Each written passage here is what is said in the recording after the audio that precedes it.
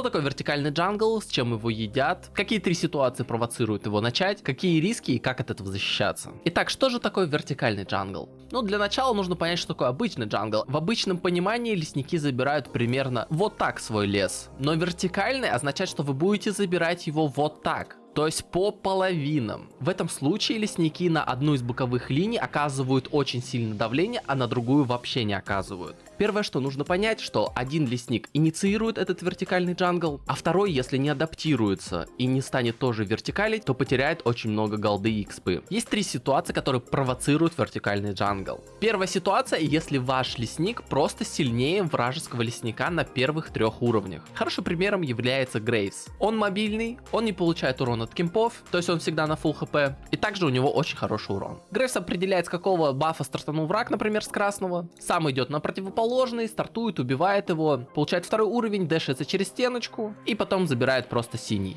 Единственный вариант этого избежать — это поставить сюда вард, например, трюк с аксессуаром, о котором я уже рассказывал в своем плейлисте для лесников. И, конечно же, если вы это увидели, то вы просто идете и инвейдите его лес. Потому что если вы пойдете на Грейвса, то, скорее всего, вы просто не успеете. Это был первый способ. А вот второй способ подходит для любого лесника. Вы стартанули с нижней стороны, ваш враг тоже стартанул с нижней стороны. Но тут ваш враг решил сыграть по боту, потому что ваш бот очень сильно запушил. Или, может быть, там просто мало было хп.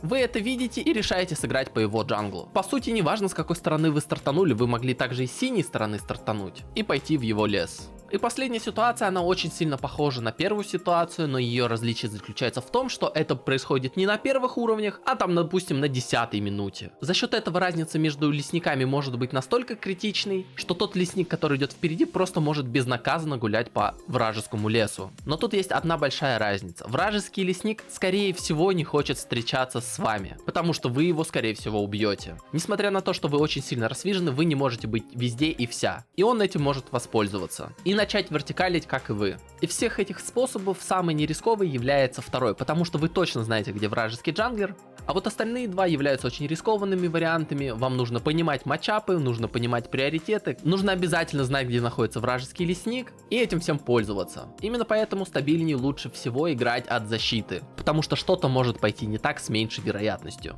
А у меня на этом все. Спасибо вам большое за поддержку, мне очень приятно. Удачи!